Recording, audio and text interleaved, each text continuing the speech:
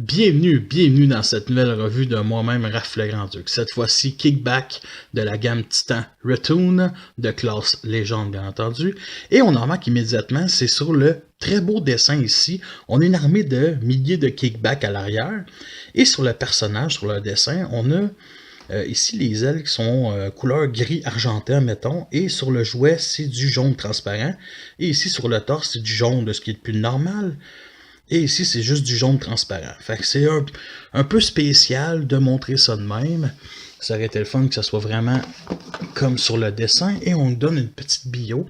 Cet Insecticon attire les alliés, puis se retourne contre eux pour son propre bénéfice. Qui est un clé d'œil dans un épisode de G1. Il peut se faire en 9 étapes aussi. Changement de caméra, ça va être la dernière pour les revues. J'ai entre-temps acheté des stickers Repos Label de Toy Axe à une scène avec 3 pièces de frais de transport. Bien entendu, j'ai pas juste acheté ces stickers-là. Fait que voici la première planche. La deuxième ici qui donne des, on va dire, un peu plus de stickers style rétro. Comme ça, j'en ai utilisé pour les autres Insecticons. Je vais vous montrer ça dans quelques instants. Et bien entendu, une troisième planche ici qui donne des petits logos Decepticons. On a bien entendu aussi la petite carte qui nous donne avec le même A3 qu'on voit sur la boîte. À l'endos, les stats 100 Titan Masters sur 10. Kickback nous revient avec le même mode alternatif que dans G1, tout simplement une sauterelle. Honnêtement, c'était le troisième membre Insecticon qui manquait de la petite bande. Et sérieusement, je trouve que le résultat sort quand même assez bien. C'est vraiment une belle réimagination du G1. Je trouve que celle-là rejoint de ce qu'on voit dans l'animé. Et mention spéciale, le genre de fausse roue ici, comme il y avait dans le jouet G1. C'est juste un excellent hommage. J'ai un énorme problème sur mon exemplaire, c'est que le bout de la queue ne se clipse pas. C'est ce qui va former les bras en mode robot. Et tout est bien placé ici, les bras. On va dire la partie des épaules puis du reste des bras sont bien placés, bien positionnés, mais non, ça se clipse pas. Puis j'ai vu bien des revues en anglais, puis il y en a qui ont ce problème-là, puis d'autres pas pantoute. Fait que moi, je suis vraiment déçu de tout ça, là. Alors, pour ce qui est des couleurs de base, on a du noir, du mauve. Aussi, on a du jaune aussi peinturé pour les yeux à l'avant. On a du jaune transparent ici au-dessus, ce qui va former le torse. Et bien entendu, sur les ailes, du point de vue de l'extérieur, c'est caché par des stickers. Alors, pour ce qui est des stickers, je vais vraiment parler de ceux qu'on voit vraiment beaucoup plus en mode insecte. Comme sur les ailes, et son couleur silver pour rendre hommage au jouet G1. Et tous les motifs que vous voyez, ben, c'est déjà les motifs qui sont sur l'aile sans stickers. Et ça, c'est vraiment cool, ça, on perd rien. Et j'ai rajouté un petit sticker de symbole Decepticon ici parce que je trouvais ça cute. Pour sur le côté des deux jambes, on a des genres de forme prisme triangulaire ici qui fait un genre de système d'aération, c'est ce que ça me fait penser. Sinon, on a ici du silver avec une ligne rouge avec 4 sphères jaunes. Et ici aussi un genre de forme avec 3 points verts et des lignes noires ici. Et je sais plus c'est quel bar, mais un des deux bars, ça cache le numéro de série. Fait que ça, c'est vraiment chouette. Alors, tout comme, on va dire, la gimmick de cette classe-là, les classes légendes, on peut rajouter un petit Titan Masters ou Headmasters pour qu'il conduise tout simplement. Fait qu'on fait juste ouvrir l'écoutille d'en haut. Et on fait juste le mettre assis et il y a 2 pegs ici pour qu'on mette les Headmasters pour qu'il tient extrêmement bien. Fait qu'on le fait assez, puis il a l'air comme... je vais être honnête, il chie dans l'Insecticon, là. C'est carrément ça, qu'il fallait bien faire cette joke-là, là. Mais sérieusement, il est vraiment en train de piloter et en train de chier dans l'Insecticon. Et ça, je trouve ça cool, un 2 pour 1, tu sais. Pour ce qui est de la Dog Courage, il y a ça ici, les fameux humains qui sont mis vers l'extérieur. Et honnêtement, quand on le met de même, on les voit, mais... grâce à la patte, un petit peu moins, mais on les voit pareil. Sinon, il y a les pieds ici, mais ça, c'est tout à fait acceptable. Et on a ici des genres de fils puis des formes qui va former le dos du mode robot. Fait qu'il y a quand même plein de petits détails qui sont pas vraiment importants, mais qui sont quand même là, puis il faut quand même le dire. Alors pour ce qui est des articulations, on a ici les antennes qui sont caoutchoutées, qu'on peut les mettre à l'avant ou à l'arrière. On a les ailes ici qu'on peut lever jusqu'à là et rabaisser jusqu'à là aussi, sont sur bas joint, mais ça c'est plus une étape de transformation, ça va se mettre dans le dos tout simplement. On n'a rien sur les pattes, ici sont fixes, et on va dégager un peu les ailes, ici, sur bas joint, en réalité, c'est ce qui va former les jambes en mode robot. Fait que c'est sur bas joint, ici, bas joint aussi ici. Et il y a ici, on va dire, la patte arrière qui peut se mettre à fond comme ça. Et on peut même la rentrer pour donner un autre angle si on veut. Puis il y a ça ici qui peut pivoter 80 degrés vers l'arrière, mais qui est plus une étape de transformation pour les jambes en mode robot. Fait que c'était tout pour les articulations. Fait que le voici en comparaison avec Bombshell qui est sorti dans la gamme Common Wars et Scrapnel de la gamme Generation. Ces trois-là ont sorti de trois sous-gammes différents et c'est ce qui est le plus décevant. Pour ce qui est du mauve, ces deux-là se rejoignent parfaitement. Par contre, pour ce qui est de Bombshell, il va dans le ton un peu plus foncé. Puis peut-être pas sur caméra, ça paraît, mais à l'œil nu, les trois ensemble, ça paraît vraiment gros. Puis ces deux-là, aux extrémités de leur corps avant, ils ont des parties de moulé gris, ce que Kickback n'a pas. Fait que sérieusement, ces trois-là, je suis sûr qu'Hasbro vont nous refaire une réédition avec des bonnes couleurs, puis que le gris plastique soit remplacé par du noir. Le voici en comparaison avec le Fall of Cybertron qui est de classe Deluxe, qui a arrêté une certaine réimagination de Kickback G1. Puis je vais être honnête, avec le temps, c'est sûrement une des meilleures figurines Fall of Cybertron que j'ai, surtout parce que les autres sont pas si extraordinaires que ça. Et celui que j'aime le plus entre les deux, vraiment là, je pense que c'est lui, ok, sérieusement, parce que lui, c'est vraiment, je sais pas, je dirais qu'en mode sauterelle, ça sort moins bien que ça, ok, ça paraît que c'est une sauterelle, ça, je dirais un genre de mélange de plusieurs insectes. Pourtant, c'est bien une sauterelle, mais non, on dirait... il y a un côté un peu trop alien. Mais bon, c'est ce que j'aime de Fall of Cybertron. Ça reste que je vais le garder dans ma collection solide. Nous sommes rendus à la transformation. Je vous dis tout de suite, elle est quand même très simple et le fun à faire. On va commencer par mettre la figurine debout, comme ça. On va venir mettre les ailes sur le côté et on va venir pivoter vers le haut, comme ça. Les parties ici, mauve des deux pattes, on va venir pivoter vers l'arrière, comme ça.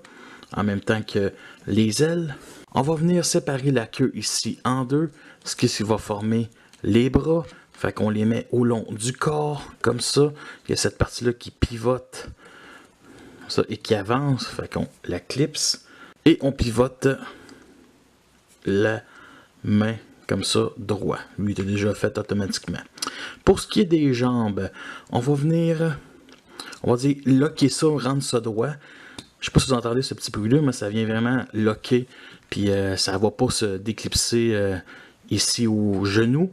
Fait qu'il y a toute cette partie-là ici qu'on va rentrer à l'intérieur de la jambe et que le pied va sortir, mais faut ici déclipser, on va dire la patte et la mettre ici comme ça pour former un talon. L'autre bord, ça ne fait pas exception, comme ça et comme ça. On va venir mettre la tête de la sauterelle ici à l'arrière comme ça, on va lever la tête et on va venir la pivoter 180 degrés. Et nous avons notre kickback en mode robot prêt à kicker des arrière-trains. J'adore ce mode robot là, ok, malgré son plus gros défaut, des foutus longs bras, ben trop démesurés. C'est ben trop, c'est pas un singe là, c'est pas un singe, c'est un insecte. C'est vraiment Kickback remis au goût de Joe et ça c'est vraiment chouette pour les collectionneurs de Chug que je suis. Alors pour ce qui est du mix des couleurs, le mauve, le jaune transparent et le noir, honnêtement là, c'est parfait. Mention spéciale aussi au Silver ici, juste au tibia, qui n'est pas des stickers, donc ça fait partie de la figurine de base, et ça c'est vraiment chouette. Alors pour ce qui est des stickers en mode robot, ok, je vais commencer par les jambes. On a des stickers ici rouges qui reflètent sur la lumière, on a des genres de prismes ici, d'ailleurs le jaune, arrêtez aussi la couleur jaune, le même jaune que la tête de l'insecte, fait qu'on rajoute un genre de petit prisme triangulaire. Sinon, il y a les affaires sur le côté comme je l'ai déjà montré en mode alt. On a deux petits stickers ici argentés sur chacun des bras et celui du haut est fait sur un certain angle, fait que il y avait un des deux stickers qui finissait par décoller, fait qu'il fallait que je le recolle pour qu'il soit bien appliqué. Et sur le torse, j'ai rajouté aussi une petite sticker rétro, il y a le symbole Decepticon ici qui n'est pas un sticker. Et il y a ça ici, une partie jaune et bleue. Et justement, on peut rajouter ici ces parties-là ici jaunes sur le torse pour vraiment faire une couleur comme, on va dire, shrapnel. Je ne l'ai pas faite, j'aime beaucoup la couleur jaune plastique ici. Il me semble que ça fait beaucoup plus G1, ou jouet G1 plutôt que dans le dessin animé. Et j'aime bien, je trouve que ça sort bien le jaune transparent sur le torse. Là. Ça fait vraiment cockpit de robot qu'on peut mettre un humanoïde dedans puis qui peut le contrôler. Bref, c'est un Jaeger.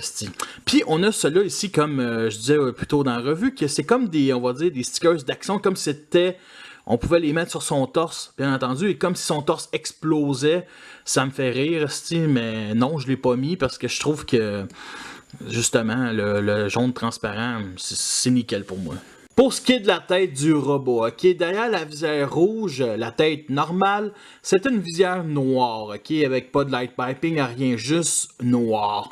Et avec, on va dire, la visière rouge, écoute, ça me rappelle les lunettes de ski des années 90, là. Il manque juste des bâtons puis des skis, puis wouh, hostie, il descend une pente. Sérieusement, ça claque. On a des yeux jaunes ici, des yeux de pervers carrément. Si vous les voulez, je vous les donne, j'en ai rien à foutre. Et le voici sur le côté avec surtout les stickers je vous ai montré en mode alternatif. Un de ses plus gros défauts, c'est qu'il n'a pas d'arme, comparé aux autres Insecticons. Bombshell a 2 gros canons sur ses bras, et Scrapnel a un robot style Target Master qui se transforme en appareil photo. Fait que moi, ce que je fais, et je fais ça aussi pour les 2 autres Insecticons, je prends le fusil secondaire de Skull Generation, j'en ai 5, et je lui mets tout simplement dans le trou 5 mm, et c'est vraiment classe parce que le fusil est très petit et ça fit pour les légendes classe ou les classes scouts. Ben, les Insecticons dans le film de 86, ben, ils changent en sweep. Fait que c'est vraiment parfait pour ça et c'est un excellent hommage indirect. Pour ce qui est de la tête, on peut rabaisser ou monter la tête ici, on peut la pivoter, elle n'est pas sur bas joint comparé aux épaules ici. On a le bras ici qui est sur un certain angle, c'est assez spécial, fait qu'on peut lever ça ici comme ça, on peut le pivoter, bien entendu, il peut se détacher assez facilement si vous êtes aussi brusque que moi. On peut pivoter ici les bras comme ça. On peut lever, on va dire, les jambes comme ça. C'est sur bas joint, mention spéciale aussi aux parties creuses ici. On peut déclipser ici, puis ça nous offre un bas joint. Donc, il peut bouger comme ça. Bien entendu, on peut le reclipser. Et les pieds sont tout simplement fixes.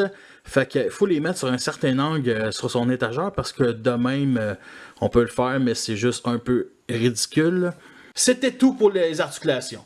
Pour ce qui est de la stabilité, ok, je vais être honnête, ça ne suffit pas, ok. Il y a un petit pied, c'est petit ça, puis il n'y a même pas, on va dire, un gros talon, il n'y a rien. Et oui, souvent, il peut tomber à l'arrière avec l'énorme backpack qu'il y a. Il y a comme les pattes, il y a ça, les ailes, tu sais, c'est assez léger, là, il tombe pas à chaque fois, tu sais, il tient, mais on va se dire, c'est l'Insecticon qui est le moins stable. Finalement, je l'ai enfin, mon trio, ma liqueur, mon Big Mac et ma petite frite, ok? Sérieusement, avoir ces trois-là, là, c'est quelque chose. T'sais, sérieusement, les Insecticons, là, dans G1, j'en ai toujours eu un peu rien à foutre. Mais je les ai toujours voulu avoir, surtout dans la collection Chug. Et on en fait les trois, de 3 sous-gammes différentes, de différentes couleurs, on va se le dire. Mais on a les 3, puis je les ai pas achetés, on va dire, d'un Talk Party. Il y avait la version Fun Project qui m'intéressait à quasiment 50-60$ canadiens chaque. 200$, c'est quelque chose. Là, pour moins de 50$, j'ai eu les 3 Insecticons pour mes Chug. Et ils sont vraiment cool, les 3 ensemble. Même s'ils sont pas faits de la même gamme. Ils sont 3 sous-gammes différentes. Generation, Titan, Return et Common Wars. Et c'est quelque chose quand même d'avoir ces 3-là. Là. Justement, ils nous ont vendu avec des autres stickers, on va dire style rétro, puis j'en ai rajouté ici sur la fourche de Bombshell, je trouve que ça lui va super bien, et ici justement sur, on va dire, le vagin de Scrapnel, et ça lui va aussi bien, Protège-Sex, yes! Fait que voici une petite comparaison de groupe, Hercule qui est juste gigantesque, Megatron est à peu près de classe voyageur, et une petite dernière comparaison avec justement le classe Deluxe Kickback Fall Cybertron avec son arbalète démesurée, et je vais être honnête, si je choisirais entre les deux, ok, c'est clair que j'aime beaucoup le Titan Return, j'aime beaucoup le mode robot, malgré qu'il y a quand même quelques défauts. Je trouve que la version Fall of Cybertron est beaucoup plus intéressante côté design, côté réimagination. Tu sais, les ailes ont été remplacées par des pinces pour pincer le cul à des filles, à des femmes bottes sur Cybertron. Bref, moi, ça me touche, ça. Moi, des pinces qui touchent, là, qui me touchent le teats, là, ça me pince de quoi? Ça me fait de quoi?